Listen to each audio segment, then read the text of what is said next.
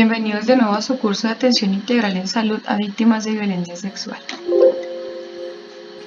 Como les había mencionado, mi nombre es Alejandra Celis Lozano, enfermera profesional de la Universidad del Bosque, con un magíster en salud sexual y reproductiva de esta misma universidad y actualmente jefe de urgencias. El curso de atención integral en salud a víctimas de violencia sexual, regido por la resolución 459 del 2012, tiene como objetivo dar a conocer las herramientas y mecanismos de acción que ha implementado el Gobierno Nacional para la prevención y atención de la violencia sexual como un evento en salud pública, la cual requiere la acción conjunta intersectorial de todas las autoridades del Estado. En nuestra primera clase del día de hoy vamos a retomar algunos conceptos básicos para poder entender más adelante pues más cositas y pues el manejo. Nuestro primer concepto, violencia sexual. La violencia sexual la define la OMS como todo acto sexual, la tentativa de consumar un acto sexual, los comentarios o insinuaciones sexuales no deseados, o las acciones para comercializar o utilizar de otro modo la sexualidad de una persona mediante coacción por otra persona independiente de la relación con la víctima en cualquier ámbito, incluido el hogar y el lugar de trabajo. Esta parte del lugar de trabajo nos vemos mucho en la parte de acoso laboral. Esto es muy frecuente en algunas empresas y la parte del hogar es un ejemplo claro. Estamos conviviendo, bueno, tenemos los esposos. Llega el señor borracho a su casa y obliga a su esposa a estar con él. La esposa no denuncia o no demanda porque ella piensa que por ser esposos tiene el derecho sobre ella de poder tener relaciones sexuales cuando él lo desee. Esto es falso y esto muchas veces de pronto nos llegan estos casos y lo pasamos desapercibidos y no debe ser así porque uno de estos casos pequeñitos puede convertirse en algo mucho más grande. Entonces parémosle bolas mucho a este tipo de casos pequeñitos que nos llegan. Este video nos va a explicar un poquito más acerca de este concepto, ¿de acuerdo? Hola Andrea, ¿cómo estás? Nunca te he visto triste día de salchipapas. No me importan las estúpidas salchipapas o las estúpidas salsas. Pero si hay 3 sabores. 3 sabores. Lo que pasa es que el profe Ricardo quiere verme después de clases. Es la tercera vez esta semana y a veces se acerca demasiado. ¿El profe Ricardo, el depravado? Ese tipo es un total pervertido. Espera, ¿estás diciendo que el profe Ricardo... ¿Estás preocupada de que él te agreda sexualmente? ¡Diana! Mejor podemos hablar de salsas. Yo sé que es incómodo hablar de estas cosas, pero es muy importante. Mi hermana es psicóloga y me ha hablado sobre la violencia sexual. Básicamente, violencia sexual es cuando una persona agrede sexualmente a otra o la obliga a hacer algo sexual sin su consentimiento.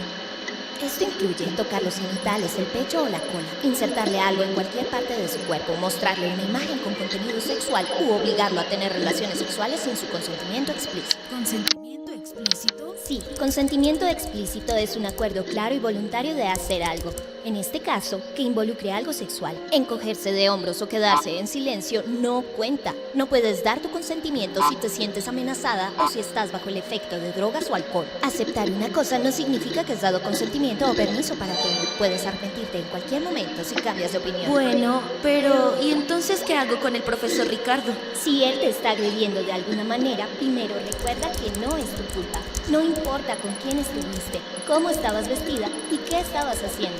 No hay nada por lo que debas sentirte culpable. Punto. Si alguien te agrede o te lastima de alguna manera, ve rápido al hospital y diles lo que te pasó. Ellos te ayudarán especialmente para prevenir infecciones de transmisión sexual o un embarazo no planeado. Allí te apoyarán en todo lo que necesites. También es importante que le cuentes a alguien de confianza, como un miembro de tu familia o al orientador de tu colegio. Puedes decirles personalmente, llamándolos, escribiéndoles o como te sientas más cómoda. Hablar con nosotros es un buen comienzo. ¡Me estoy enloqueciendo! Yo también. Es normal sentirse raro o asustado hablando de esto, especialmente si conoces al agresor. Pero es valiente hablar de violencia o cualquier tipo de agresión sexual que te haga sentir incómoda o incómodo. No solo te estás protegiendo, también estarás protegiendo a otras personas. Gracias, Diana.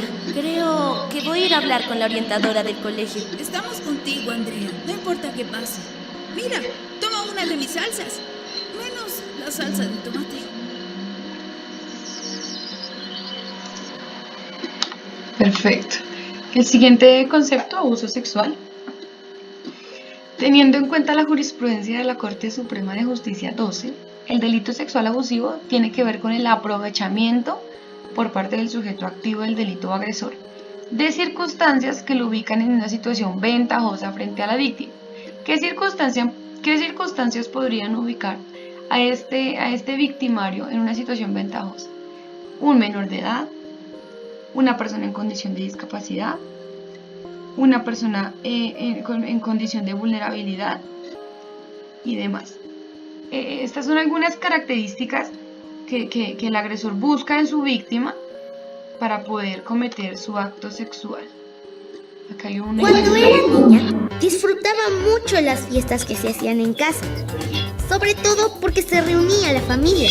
Comíamos juntos, contaban aventuras chistosas y además bailábamos. Casi siempre llegaba el tío Charlie. Todos lo querían mucho y decían que era muy divertido. A mí me caía muy bien porque jugaba conmigo y me decía que era muy bonita. No me importaba tener que ayudar a recoger al día siguiente. Me gustaba ayudar a mi familia. A veces hasta el tío Charlie se quedaba a limpiar. Sin embargo, un día algo cambió. El tío Charlie se había quedado en casa y cuando nadie más estaba cerca, me dijo: "Hoy te ves especialmente guapa". Me sentó en sus piernas e intentó darme un beso. Aunque esa vez logré escapar de él, me hizo sentir muy mal. Lo peor fue que al ratito me dijo que en la siguiente ocasión la íbamos a pasar muy bien, pues pensaba enseñarme unos juegos nuevos muy divertidos, que de seguro me iban a gustar. Y yo, por algún motivo, me sentía asustada, como si me hubiera amenazado. No sabía qué hacer o si debía contárselo a alguien, hasta que una tarde, mientras volvíamos del parque, mi mamá me preguntó por qué estaba tan triste. Y aunque me daba pena, le dije la verdad. Mi mamá no me creyó. Me pidió que dejara de decir mentiras y hasta dijo que por mis mentiras podía crear problemas y separar a la familia. Pronto tuvimos otra reunión familiar. Ese día, mi tío le pidió a mi mamá que lo dejara quedarse a dormir en la casa. Antes, eso me hubiera dado gusto, pero esa vez sentí miedo de lo que pudiera ocurrir. No la pasé bien. Dije que prefería irme a dormir y mi mamá me dio permiso. Solo que antes, mi tío me advirtió que al rato pasaría a darme el beso de las buenas noches. No entendía por qué mi tío se portaba así. O él siempre fue igual y yo no me había dado cuenta, o todo esto era mi culpa y yo, sin querer, lo provoqué. No sabía qué pensar, pero sí recuerdo que tenía mucho miedo.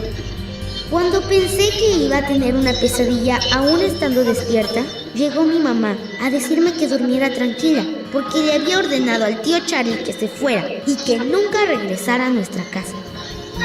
Es verdad que al principio mi mamá pensó que yo mentía y eso me hizo sentir mal, pero a partir de lo que le dije, ella empezó a fijarse más. En la fiesta vio cosas que no le gustaron y decidió actuar. Ella me explicó que fue mi tío quien no se portó bien y que yo no había hecho nada malo ni era culpable de nada. Me felicitó por haber tenido el valor de hablar y se disculpó por no haberme creído al principio. Yo me sentí muy segura, porque a pesar de que a mi mamá le costó trabajo creerme, al final lo hizo y me defendió, porque sé que en otros casos esto no ocurre así con la primera persona que hablas. Entonces, hay que seguir contándoselo a otros adultos en los que confiemos. Bueno, el siguiente concepto que vamos a revisar es acceso carnal violento. Incurre en delitos quien, en el contexto del conflicto armado, incluyendo situaciones de desplazamiento forzado, cometa acceso carnal violento o acto sexual violento cuando la víctima es integrante de población civil o no participa en hostilidades. Hace parte de los civiles en poder de la parte adversa o es combatiente, pero se encuentra herida, enferma o náufraga o puesta fuera de combate. Este video es un caso real y quiero que le pongamos mucho cuidado porque acá hay un experto que nos va a explicar la diferencia de dos conceptos supremamente importantes. El caso de la niña indígena que fue violada por 7 militares ha derivado en una gran polémica por el delito que se le imputó a estos militares a causa de este terrible hecho. Lo que dice el fiscal general, que quiso mostrarse en un primer momento con mano dura, fue el acceso carnal abusivo. Sin embargo, para muchos juristas, incluso la propia vicepresidenta de la República ha dicho, aquí lo que hubo fue una violación, luego el delito sería acceso carnal violento. ¿Cuál es la diferencia entre uno y otro? ¿Hay diferencia en el tipo de pena al que podrían enfrentar los militares? Doctor Francisco Bernate, buenas noches, bienvenido a Redman Noticias. Bueno, muchísimas gracias. Un gusto estar aquí con ustedes y muchísimas gracias por esta invitación. Muy agradecido, muy honrado. Doctor Bernate, ¿qué diferencia hay entre el acceso carnal abusivo y el acceso carnal violento? Muy bien, la diferencia es muy sencilla. Y es que en el caso del abuso hay un consentimiento, hay una anuencia, un consentimiento o una voluntad. En el violento, por supuesto que esto no se presenta. La persona no quiere tener ese encuentro y es forzada mediante la violencia física o moral a ella. Lo que está diciendo en este caso la Fiscalía General de la Nación, y eso me parece muy grave, es que este fue un hecho consentido, que la menor efectivamente tenía su anuencia o su consentimiento para realizar este encuentro de tipo sexual con estos 7 individuos. Y el argumento que utiliza para sustentar su postura es básicamente que no encuentra evidencias de una resistencia heroica. Y eso está muy mal. Lo que está señalando es que básicamente la mujer tenía todo el ánimo y toda la intención de tener estos encuentros sexuales. Doctor Bernate, ¿hay diferencia en cuanto al monto de la pena entre las dos figuras, el acceso carnal abusivo y el acceso carnal violento? Ninguna, y ese es precisamente el argumento que ha utilizado la Fiscalía General de la Nación para subestimar este hecho muy grave.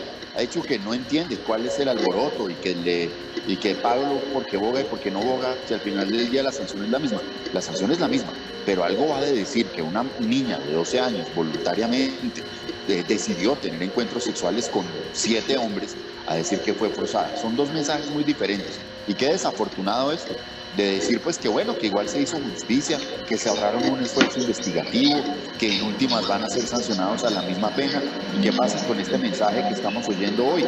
Es que si no se puede probar la resistencia heroica, entonces no hubo violación. ¿Eso no es grave? Leyendo un poco sus palabras, doctor Bernate, en este caso no se está revictimizando nuevamente a la niña que fue violada por estos militares. Pero absolutamente, y a un menor de edad. Pero además el mensaje no puede ser más cuestionable. Ese mensaje de, bueno, igual nos ahorramos un esfuerzo investigativo, los tenemos condenados en 72 horas.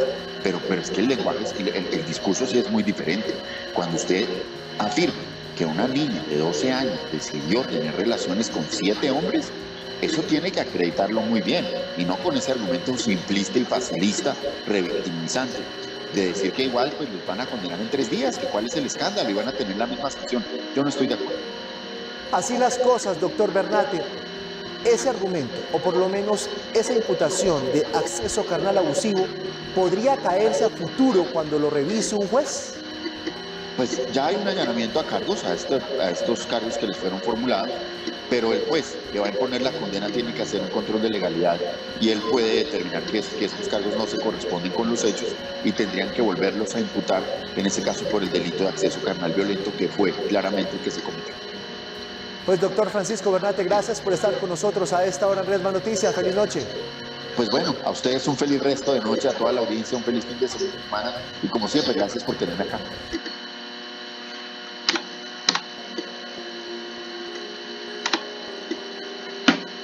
Bueno, espero que nos haya quedado un poquito claro la diferencia entre abusivo y violento.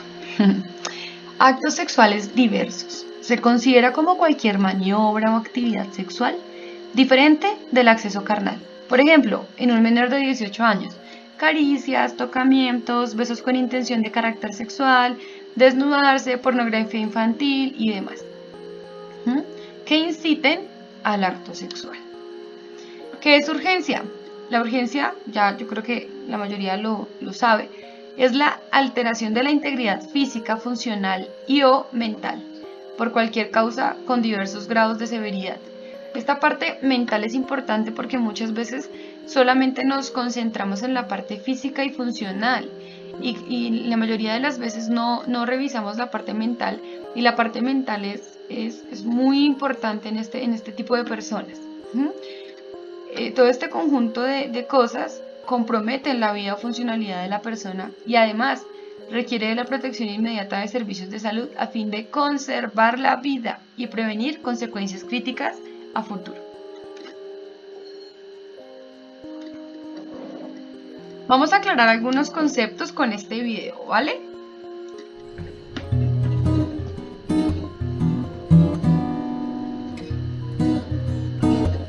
Tomen notica de algunas cosas que les parezcan importantes y si tienen preguntas con mucho gusto en el grupito de WhatsApp las podemos resolver, ¿de acuerdo?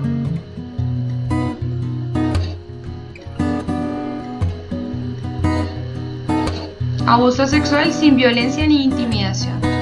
¿Se dan cuenta?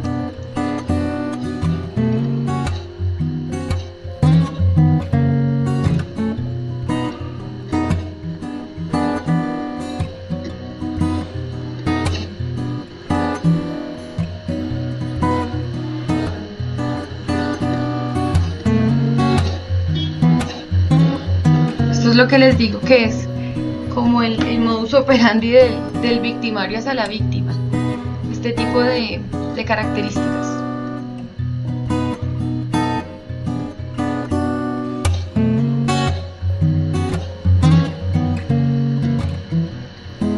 Intimidación, en esa parte vemos un poco de intimidación.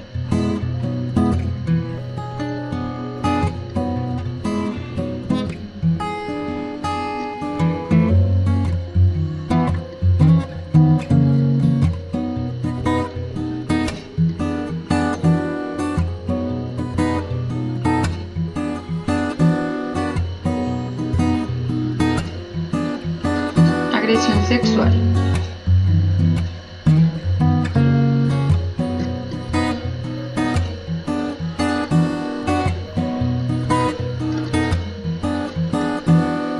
En esta sí es con violencia y con intimidación.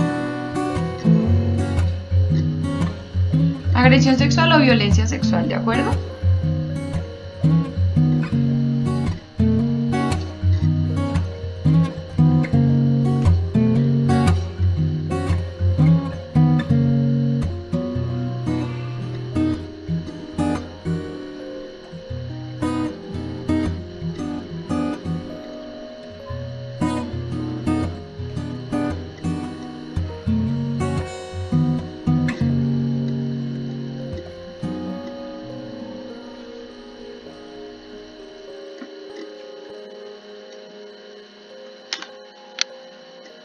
Bueno, recordemos siempre que violencia sexual debe tratarse siempre como una urgencia y siempre es un triage 1. Siempre es una urgencia vital.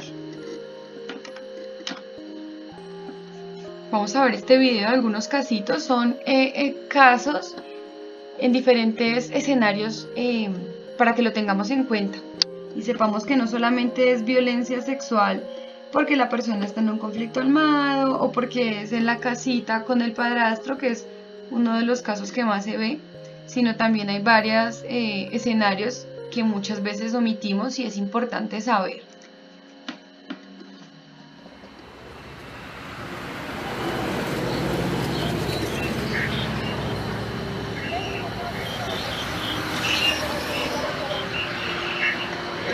Todos los seres humanos tenemos derecho a vivir una vida libre de violencia. Las situaciones de violencia sexual afectan a muchas personas. Niños, niñas, adolescentes, mujeres, hombres e incluso adultos mayores. Lamentablemente son tan frecuentes que pueden ocurrirle a alguien conocido o a uno mismo. Sí, ya. En el colegio. Gracias, ¿cómo has estado? Bien, gracias, siéntate. Quería comentarte algo. Es acerca del estudiante del que te hablaba esos días, ¿te acuerdas? Sí. Bueno, pues lo he visto muy extraño y realmente su comportamiento ha cambiado mucho últimamente. ¿Y ya hablaste con él? Sí, pero no me quiso decir nada. Sin embargo, en las actividades que hemos realizado hemos visto que al parecer ha estado expuesto a situaciones de abuso. Lo mejor es llamar al Instituto Colombiano de Bienestar Familiar. Bueno, y cuénteme, ¿cómo ha estado la niña? Bien, doctor, muchas gracias. ¿Cuántos años tiene? 12 añitos, doctor. ¿Su hija tiene novio? No, doctor, es una niña. ¿Y cuando usted no está, quién se queda a cargo de la niña? Pues ella, doctor, se queda con un vecino que es muy de confianza, muy querido, doctor. Tenemos una situación, y es que de acuerdo a los exámenes que le realizamos a la niña está embarazada. ¿Cómo? En este caso, vamos a aplicar el protocolo en salud y reportar el caso a las autoridades. Ana, espérame. Hola. Quería hablar contigo porque me dejaste muy preocupada esta mañana. Pues quiero saber qué te pasa. Sí, pues es que tengo problemas. ¿Es muy grave? ¿Te puedo ayudar en algo? Pues anoche, pues es que anoche ya me llegó anoche se puso furioso, me dijo que yo estaba obligada. Que yo estaba obligada a estar con él porque yo soy su esposa, entonces que yo tengo que hacer lo que él diga. Y ya la situación está muy ruda, pero usted no está sola, tenemos que buscar ayuda, esto no puede seguir así. Sí, no sé, pero ¿a dónde? ¿Con quién? ¿A qué? Además, a veces llega a enterar, me mata, de verdad me mata. Entonces yo no quiero... Tú tienes que buscar ayuda, vamos a solucionar esta situación, tú tienes que pararlo. Vamos a la fiscalía, a una comisaría de familia, mira que ya te pueden asesorar muy bien.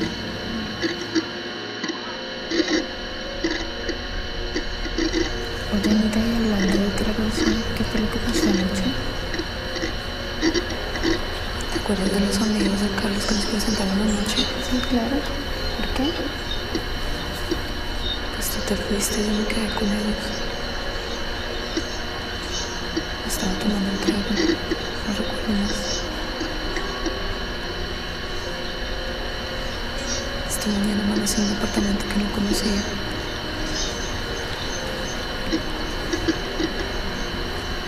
Estaba desnuda y no recuerdo qué pasó. Eso me pasa por confiar. Si pasó algo fue en contra de tu voluntad. Yo pienso que lo mejor es que vayamos a un hospital.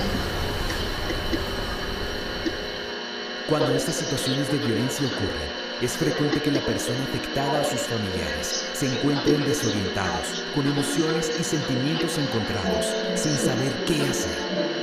Lo más importante es tener claro que si le ha pasado a usted o si conoce algún caso de violencia sexual, tiene derecho a buscar y recibir ayuda inmediata de parte de las instituciones de salud, protección y justicia.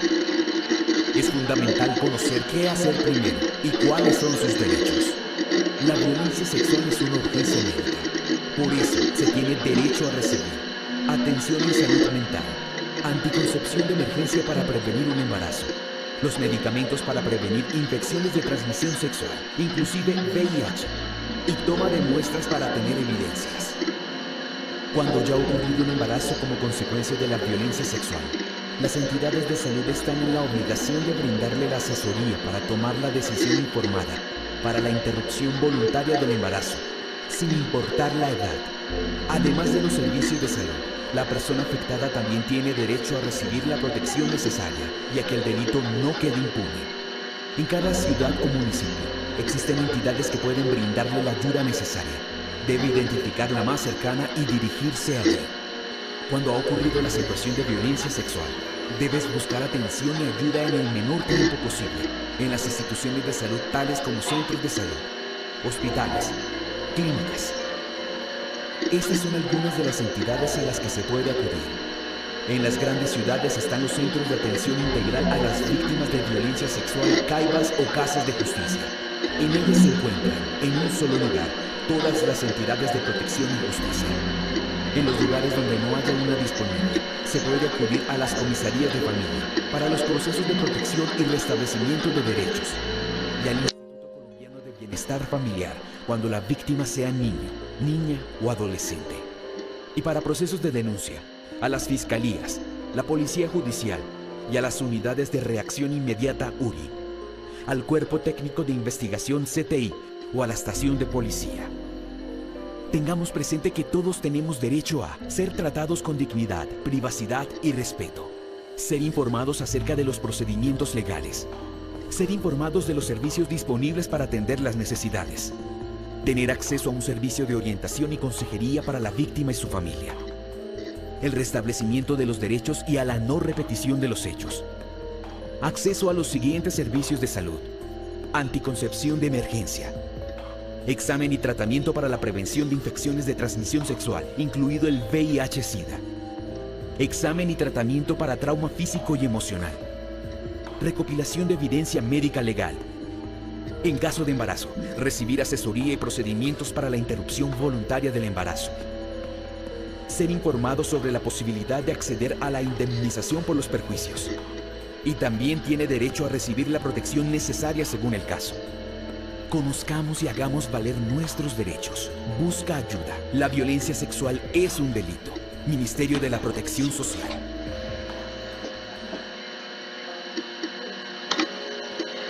Bueno, se me había olvidado decirles que tienen una tareita.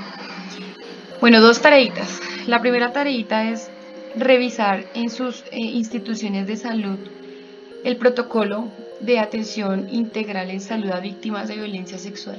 ¿Por qué? Yo les voy a dar a ustedes la parte general, la parte de, digamos, bajo la resolución que nos ampara este protocolo. ¿Qué pasa? O sea, ¿cuál es el objetivo? Porque les digo que revisemos esto en las instituciones de salud. Es un protocolo que cada institución de salud adopta, ¿sí? Lo que más va a cambiar va a ser la ruta, que quiero que la revisen muy bien. Porque si no conocemos la ruta, así sepamos los conceptos, el manejo, el embalaje, hablar de IVE. Si no conocemos la ruta, no vamos a saber qué hacer con ese paciente. Y es el paciente que vamos a revictimizar, que le vamos a dar vueltas por toda la institución de salud, que vamos a llamar policía para que policía la reinterrogue y entonces todo se termina enterando hasta el portero de que a la muchachita la abusaron sexualmente o al muchachito. Entonces, por favor, miren, revisemos de verdad. Esto le puede pasar a cualquier persona. Entonces seamos conscientes de brindar un buen servicio de salud. Revisemos la ruta. No es muy larga, no es muy grande. Es una ruta para decir, hombre, mire, me llegó un código blanco, demás. ¿Qué debo hacer? Ah, bueno, listo. Triage 1 lo redireccionó a tal hospital de tal sede. No le abro historia clínica, o si le abro historia clínica. Aquí en el protocolo de mi institución dice que según la ruta, como soy un primer nivel, entonces la remito directamente sin abrir la historia clínica como triage 1 y no le pregunto nada a la paciente y tampoco le hago examen físico porque es revictimizar a la paciente. Ah, bueno, en mi hospital de tercer nivel dice que le tengo que aplicar absolutamente todo el protocolo que dicta la resolución y que me dicta mi institución. Y como soy un tercer nivel y tengo mi equipo interdisciplinario completo, entonces puedo brindarle una atención integral a mi paciente. Por favor, mire, seamos conscientes de que nosotros tenemos las herramientas a un clic y muchas veces no las leemos, no las usamos por pereza. Entonces, por favor, esa es la primera tarea. La segunda tarea se las voy a explicar a continuación. Identificación de un usuario que nos llegue por violencia sexual. Y si a nuestro lugar de trabajo llega una persona que posiblemente haya sufrido violencia sexual, ¿usted qué haría? Vamos a crear un caso clínico. Les voy a dar un ejemplo de cómo lo vamos a crear. Este es mi caso clínico, ¿de acuerdo? Les voy a pedir el favor que el caso clínico lo hagan de una manera consciente, una manera adecuada. ¿Por qué? Porque es el caso clínico que vamos a utilizar durante todo el curso, de aquí al final. ¿Listo? Vamos a irlo alimentando según lo que vayamos viendo, pero el primero quiero que sea de esta manera, identificando que como una situación básica. Ejemplo, este es mi caso clínico, no se me pueden copiar. Lugar, vereda El Chorrito, población víctima del conflicto armado. Institución de salud, CAMI El Chorrito. Es una vereda, entonces no tenemos hospitales, no tenemos nada, tenemos un CAMI. Llega una menor de edad de aproximadamente 13 años en compañía de su madre al CAMI El Chorrito. víctima del conflicto armado. Su madre le refiere a la enfermera que atiende el triage lo siguiente: señorita, mi hija ha estado muy rara. Estos días no quiere comer bien, llora todo el tiempo, no quiere que la abrace, no permite que nadie la toque. Ella dice que le duele mucho su parte genital, pero no nos quiere decir qué le pasó. Encontré su ropa interior con sangre, pero ella no quiere decir qué le pasó. A lo que la menor interviene y refiere: unos militares me violaron en la carretera mientras iba por el mercado. Tengo mucho miedo, llora. ¿Usted cómo actuaría frente a una situación de estas? Llama directamente al médico a decirle: ay, doctor, llegó una muchachita que la violaron. Y entonces el doctor dice: no, toca decirle a la persona de referencia que nos llegó una muchachita que violaron. Y entonces el de referencia llama al hospital más cercano y dice: no, tengo una muchachita que violaron.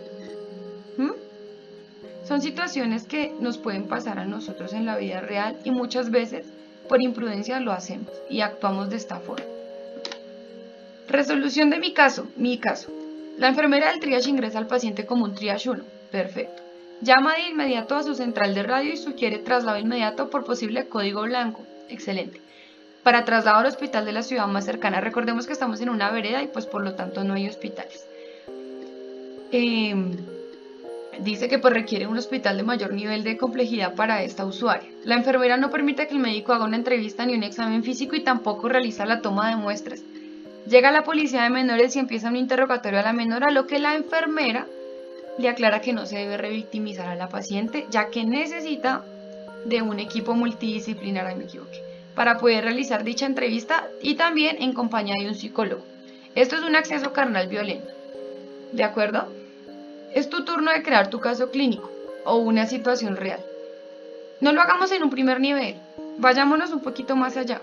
Hagamos un caso clínico bien jalado para poderle meter todo lo que nuestro curso y lo alimentamos bien chévere, y así vamos a poder entender cómo se hace un embalaje, qué muestras se toman, los auxiliares de enfermería qué muestras toman, por ejemplo, el médico cómo hace un examen físico, si ingresa a la paciente, si es menor de edad la ingresa sola, si la ingresa con el familiar. Si el médico la entrevista, la enfermera la entrevista, todo el mundo le pregunta, o mejor, lo hace el psicólogo. Por ejemplo, no sé, la enfermera, si la ingresa como triage 1, 2 o 3, si es menor de edad, ¿el médico le habla de IVE o no le habla de IVE? Si es un médico que haga objeción de conciencia, ¿le pasa esta paciente a su compañero o lo hace de una manera ética? Por favor, hagamos un caso clínico bien chévere para que todos aprendamos. En la plataforma de Edmodo les voy a dejar el plazo para que ustedes me monten ahí sus casos clínicos, yo los reviso y les cuento. Ya les dije, si tienen alguna pregunta, alguna duda, por el grupo de WhatsApp lo podemos resolver, ¿de acuerdo?